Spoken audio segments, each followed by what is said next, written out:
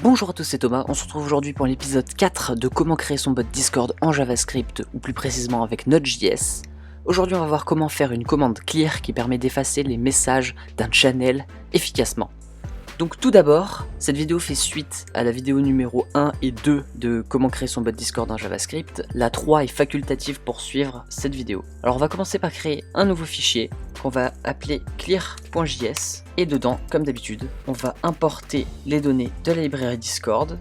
Donc const discord égale require discord.js. Ensuite on va importer la classe commande. Donc on va faire const command égale require./command. On va créer une classe, donc module.export égale classe clear qui étend donc extend command. Ici on va faire la fonction match en statique, donc il va match le message et on va faire que si le message commence avec clear, et ben on lance la fonction. Donc if message.content.starts with clear, pareil que le symbole de la commande. Dans ce cas là on return true.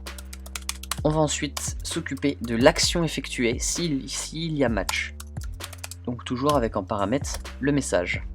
Ensuite on va faire let msg égale message.content.split et on split avec un espace. Ça va permettre de séparer tous les morceaux de la chaîne de caractères par les espaces. Et on va faire msg.shift pour supprimer le premier élément de la chaîne, soit ici le clear. Donc maintenant on va faire if message.content clear. Donc si le contenu message c'est la commande clear, alors on va répondre message.reply combien de messages à supprimer.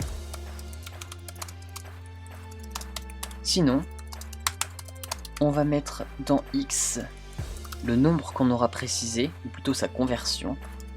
Donc msg0 en base 10, car il faut préciser la base. Donc en fait, une chaîne de caractères, ce n'est pas directement traitable informatiquement. Donc il faut convertir cette chaîne de caractères en un nombre traitable par l'ordinateur. Et c'est pour ça qu'on utilise parseInt, qui va convertir le nombre en caractères par un vrai nombre dans la mémoire de l'ordinateur. En dessous, on va mettre un petit if x supérieur à 100. Alors x égale 100, parce qu'en fait il faut savoir qu'on peut au maximum supprimer 100 messages. Si on fait plus que ça, il va y avoir une erreur. Donc pour éviter qu'il y ait des erreurs, tout simplement, si le nombre est supérieur à 100, on le rend égal à 100. On va commencer par supprimer avec message.delete le message envoyé par l'utilisateur. Et ensuite, on va utiliser la commande message.channel.bulk.delete x. Donc bulk delete x va supprimer x messages du channel. Ensuite on va répondre par message.reply qu'on a supprimé x messages, donc x plus la chaîne de caractères message supprimé. Et à l'aide d'un autre bulk delete, on va supprimer ce message qu'on vient d'envoyer à l'utilisateur, histoire qu'il ne reste pas visible dans le chat. On peut enregistrer, on va aller dans index.js et on va rajouter la commande.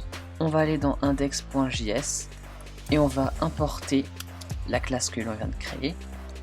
Donc const clear égale require./command/clear et on va l'exécuter. Clear.parse le message.